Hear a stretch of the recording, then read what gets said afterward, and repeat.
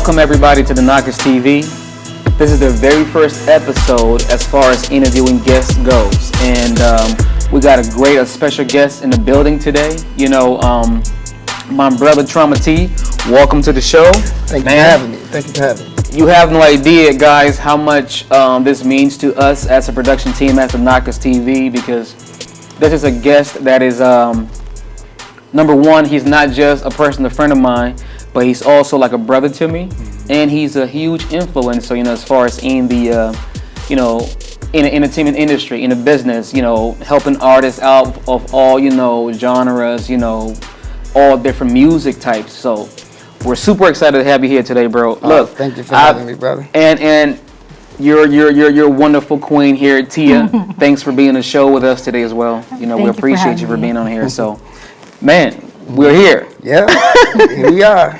We are here. And before we even get into any questions and things like that, I just want to say, bro, personally, from me to you, as we're here, I want to say thank you. Oh. Thank you for, being there for me over the years. And obviously, that the viewers are going to get to know what I'm talking about, some of the things I'm talking about. But thank you for being there for me during the years. Not a problem, brother. Anytime. Anytime. Appreciate it because I can literally go on and on and on about what you have meant to me, but now I want them to know what you have meant to a lot of other people, especially when we talk about artists, making music and producing for people, what I'm saying? So you're called Traumat. That is your name, that's your artist name and everything else. Yeah. For the guys who are watching this, haven't met you before, who haven't made music with you before, who is Traumat and what are you about, what have you been about? It's a good question. Traumat is unorthodox, not your normal music producer. Definitely, I know that for a fact.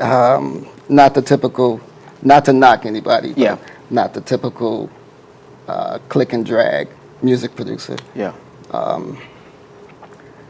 Traumat is somewhat of a perfectionist when it comes to composing music. Boy. Everything has to be right. The mood, the intent. Yeah. The artist chemistry has to be right, just right before we can actually move forward with a particular project. So Traumat is Traumat. He's critique. He critiques also. Yeah. He's just straight to the point. I love it. Straight to the point. I love it. And what I'm hearing here, what is great for me to bring up this point that people can relate to. They're going to get a chance to see you on this program a lot more. Oh yeah. Okay. Okay. But I want them to hear something that you've been saying here that can just go over people's head.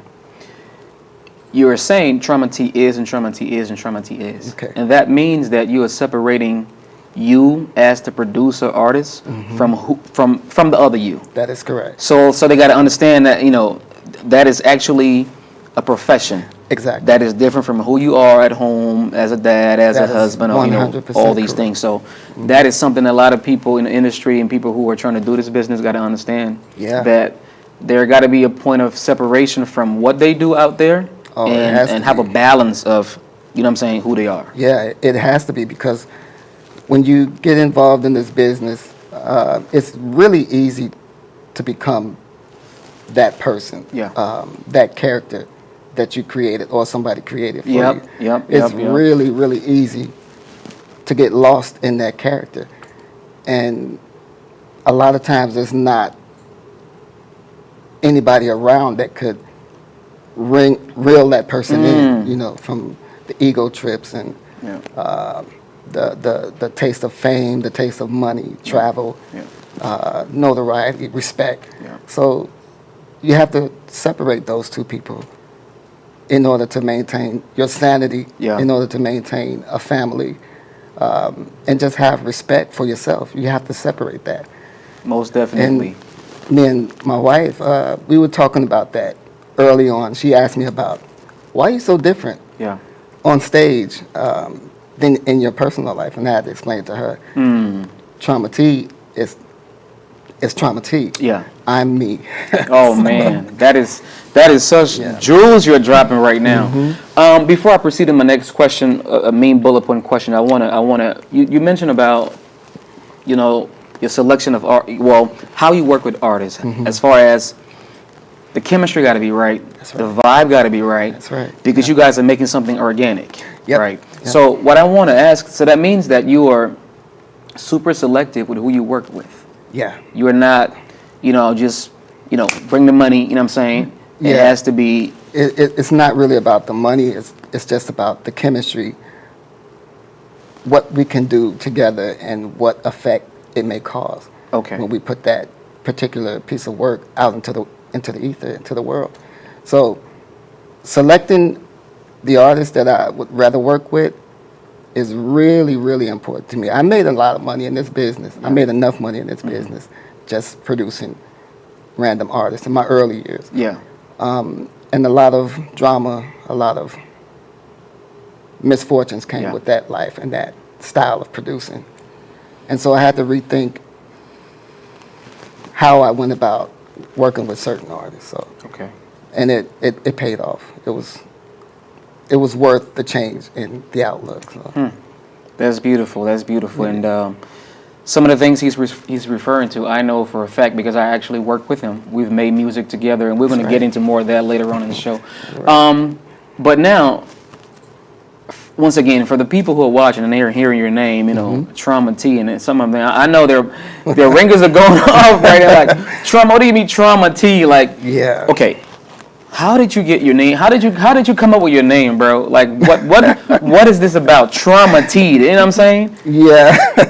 It's actually it's kind of funny when you think about it, but at the same time, there was some pretty crazy circumstances that led to that name being placed on me. So at the time, I'm fresh out of Chicago. Okay. Moved from Chicago to Minnesota, and I was living with my sister at the time until I found me a place. And so I started trying to perfect my craft, perfect my sound, living in her basement and coming up with these tracks, these beats. And one day, some friends came over, my sister's friends. Okay. And it's about 3 or 4 guys came over. These are hardcore guys, you know, street guys. You know? And I don't even know where you're going with that, so, but I want them to hear this. Yeah. So I was at the kitchen table at the time because I like to present my sister with the first products because she has a good ear for listening. You know. She knows a hit when she hears it. And so I was, you know, putting together music for her. And the guys came in, some friends of hers, and they sitting down and had a little treat, you know. Right. Yeah. And one thing led to another. I started to get deep into the track and adding elements, adding instruments. And one of the guys was like, "Man, that's tight. You doing that right now? You doing that live?" I'm like, "Yeah." Like from scratch right now? Yeah. I'm putting it together. He's like, "But it's a keyboard." I said, "Yeah, I'm programming the drums and I'm adding instruments into it." So wow. One thing led to another. They grooving. Everybody like really excited and amazed. And we hear this boom. And we looked around and the guy had hit his head on the table. And we trying to like, oh. We thought it was just, you know, him tripping out. You know, he's a clown sometime. And he got up, like, man, I'm all right. So about maybe a minute or so later, boom, again, and he passed out this time. Man. So we was trying to revive him. This stuff is unbelievable. We tried to revive him, and you know who you are. I'm not gonna put you on blast. Right. And it's all love. Right. Yeah. We tried to revive. We couldn't bring him back. So we called paramedics, and they sent. I'm sorry, man. Yeah. What? Yeah, we called the paramedics for him, and the paramedics came out, and they put him on the gurney, gave him the smelling sauce and everything, and he finally came to. And they asked him right there, like, well, what happened to you? Right. And he's from the South, He's from the South. Yeah. So, his accent was, he said, man, that bait, man, the bait. that bait? Yeah. That beat him to kill me, bro. And they thought, he said, they beat him.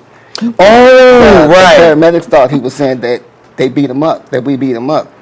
He kept saying, no, man, no, they beat that bait. Wow. And they didn't understand what he was saying. Like, he played that music. Man, that's crazy, and from that moment on, they was like, well, you kind of traumatized him with your music. And he's like, man, he's like Trauma T with it. And there you go. Traumatic beats. Yeah, there you go. And wow. From that moment, everybody just started calling me that. Around what year was this? How long ago we're talking about here? This was 90, I believe it was 1998. Man, you've been doing this for a long time. Wow. So, I left Chicago to pursue. I was doing music in Chicago. My mom just sort of wished, because jobs was drying up in Chicago, so she wished for me to come to Minnesota, work on my music, and meet Prince. And that's pretty much what I did. Wow. That's pretty much what I did. So she saw, she had a vision, and she told me to go for it, and I went for it. Now, what you just mentioned is a big deal, obviously, because this is one of the reasons why we're doing this show. Okay. We are now about to speak of not just a Minnesota legend, which, you know, we are grateful for, because this is about our city and our place we're promoting and all the artists. But now you're about to speak of a guy who's also, you know, a hero and an icon to the whole world. You know what I'm saying? But I want to go back a little bit. Okay. So before, you know, your mother encouraging you to move here, which this is why we have you here, because you're basically from here now. You've been here since the 90s. Yep. Plus Chicago is 6 hours away. Oh yeah. So, you know, we're like neighbors. Yeah. You know, sort of. Now, what got you in a producing in the first place? Going back to your time in Chicago, you know, much younger. What got you into making music? Were you trying to be an artist first or a producer? Well, there's music. I was born into music, put it like that. Okay. My mom was a really, really, really good singer. Still is. Wow. And she had notoriety too. But she didn't have the opportunity to pursue it. Certain circumstances growing up, she didn't have that opportunity that I had. And some things happened when I was a kid, violent things happened in Chicago, you know, the reputation of Chicago. It's a lot of crime, it's just danger, it's crazy. Yeah. The environment, the product of your environment. Yeah. And I was severely injured in an incident. I watched a lot of my friends. I'm sorry, when you say you were injured, what sort of injury? I was 11 years old, and I got robbed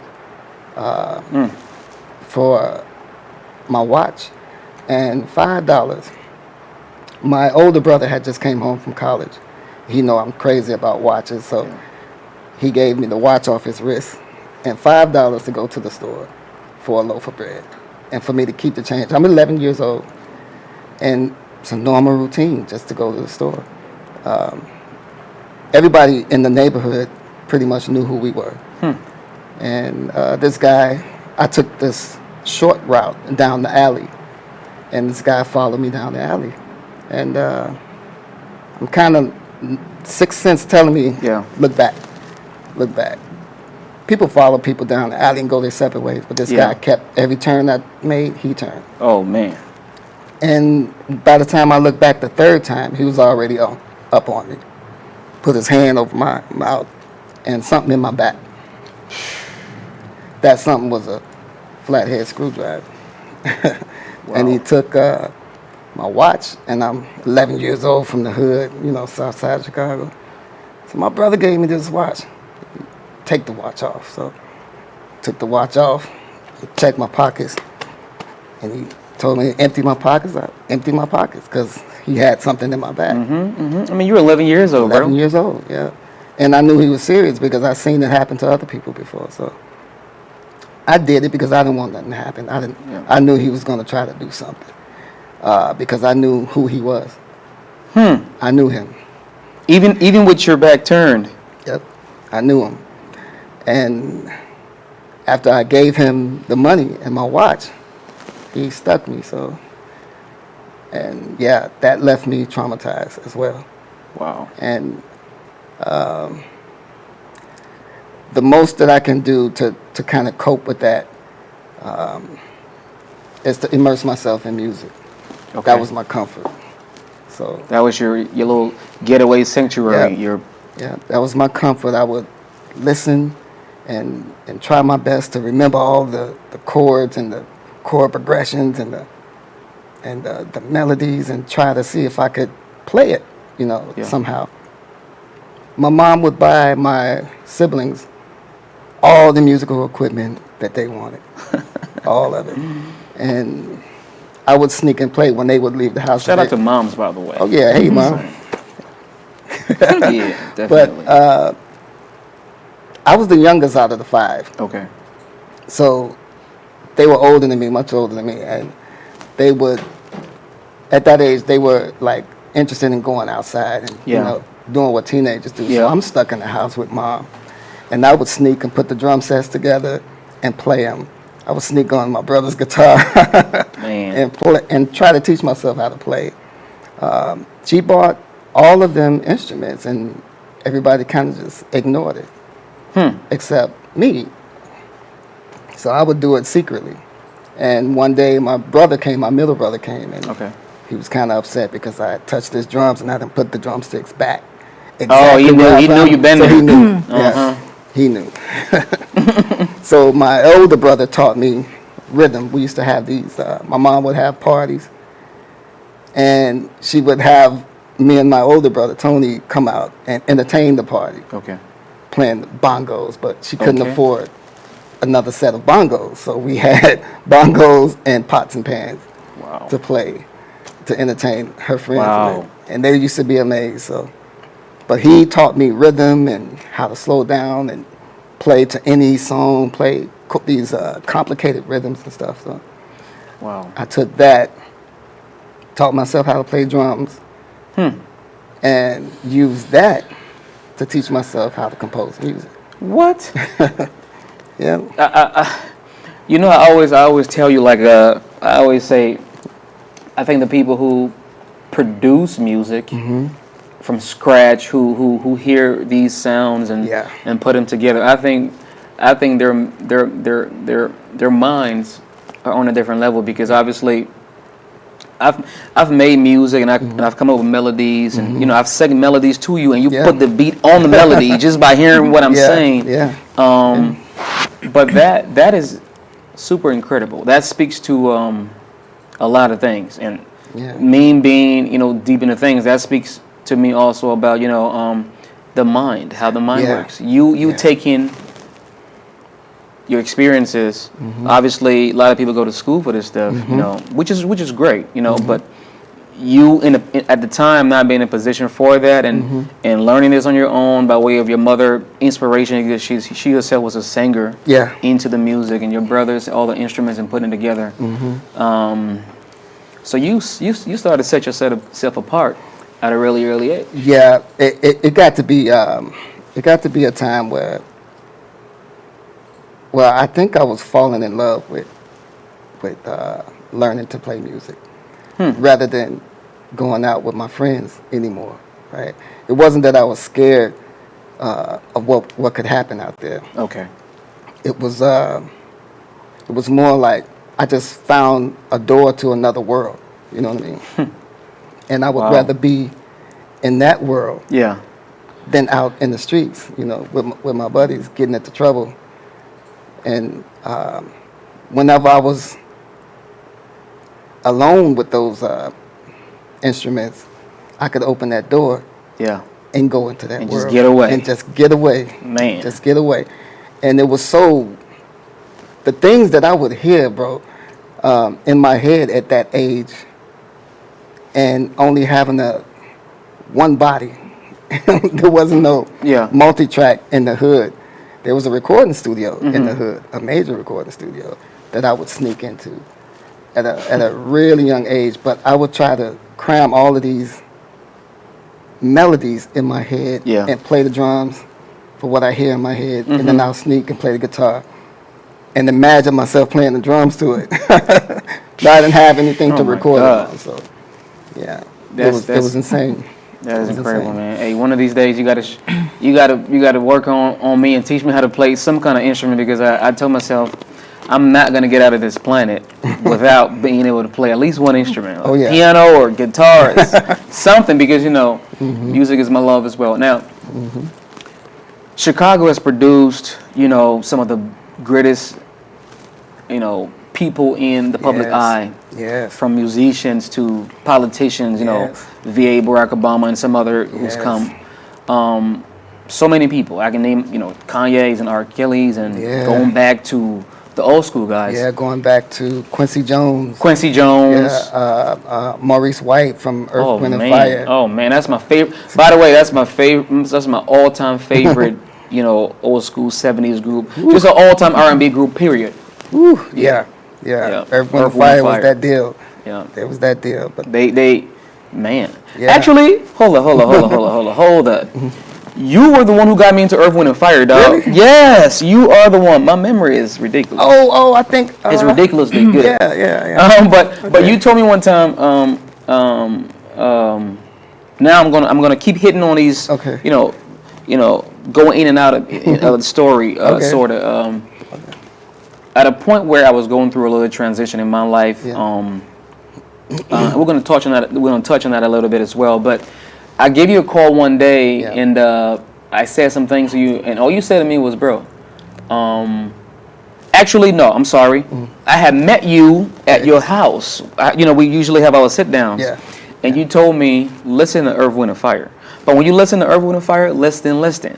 Oh, okay. I said say less, because whatever you say to me, recommendations, because of how things I know about you and what that I was like, say less. Okay. And once I got on that, it was done. I was like, you know what? I don't care about nobody else before or after. And one quick funny thing too.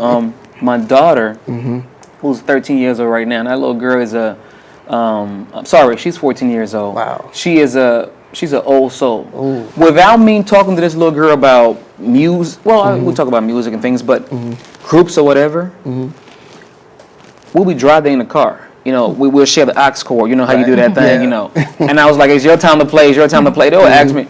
But this girl be playing Earth, Wind, and Fire. Wow. She be playing Anita Baker, Tracy Chapman. I'm like, who is this person right here? Like, come on, like. That's a blessing, bro. Seriously, bro. Like, who are you? You know what I'm saying? This is and she was doing this when she was 11 years old, 10 years old. I'm telling you. Yeah. You know what I'm saying? Hold on to that. Yeah. Definitely, bro. That's my little queen. Now, you started really early. Yeah. Basically, you yourself doing this stuff, teaching yourself, obviously being influenced by your mother. Fast forward to, at which point did you start to get a little bit of when did you say to yourself, you know what, damn, like, I think this is something that I can really be good at. I can really do this, that I really want this to be my thing. At which point? I had a group, R&B group. Okay. You were part of the group, or? Yeah. Okay. Yeah, I was one of the members. I didn't have any part of writing the lyrical content. Okay. But I was contributing production-wise. Okay. And we were pretty good. We were doing shows out in Chicago. And what was the group called? You remember? It was... Because some of your boys are going to watch, you know what I'm saying? Your boys is going to be on here. MTE. MTE. More Than Enough. Oh! Wow, that's MTE. More Than Enough. Yep. That's dope. Yeah, that was... that's dope. It was me, well, I should say myself, Arthur, it was 4 of us, so at the time, but we were kind of the response to BBD, Belle Biv DeVoe. Okay. So we would kind of pick them as our go-to target. Okay. The standard. To topple. Okay. So we were going to outdo them. They were from Chicago as well? No, the BBD, Belle Biv DeVoe from New Edition. Okay, Yeah, okay. the spinoff group. Okay. Boston, out of Boston. But we made a pretty big name for ourselves in Chicago, and it just didn't work out. You know how certain things just sounds good, but then it was just something in there, then all of a sudden it becomes a struggle to try to get everybody to rehearse, get everybody to meetings and stuff, so the group fell apart. Okay. One of the guys kept it up, and another guy who would do the rapping part started to pick sides. And they would come to me and say, well, we like the way you produce the music. We like the way you produce the music, and we want you to do the whole thing. I'm like, oh, man, this is going to end bad. You know, this is going to end bad because we all live in the same neighborhood. Yeah, yeah. And so it fell apart. Okay. It fell apart because egos got in the way. Yeah. And I started another group. I had met somebody, and I was hanging out in the suburbs of Chicago. Okay. And at this point, how old are you? I was probably 19 or 20 years old. Okay. And I met these guys. These guys were a bunch of comedians, bro. I mean, like slapstick comedians. Oh, man, oh, man. And jokes all day. Yeah, all day, every day. Even if you on your deathbed, you can't help but to laugh.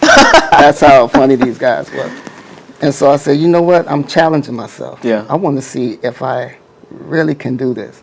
If I can turn these misfits into serious contenders musically out there, then I think I might be on my way to a new career. So you was already getting your producer's bag at that time. After that first group didn't work out, the second one, you weren't thinking about being an artist on the mic or whatever. No, you were getting your producer's bag right away. I never wanted to be in the spotlight. Okay. As far as in a group, I didn't want to be up front. I just wanted to be behind the scenes.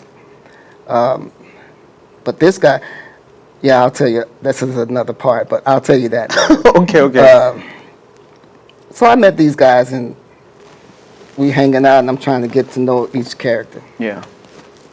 We actually became really tight, all four of us. One of the guys in the group, his name was Marvin. He was a cousin of Smokey Robinson. Okay. He's a younger cousin of Smokey Robinson. So we put the group together, and I wanted to make sure that I got him because his voice was outstanding.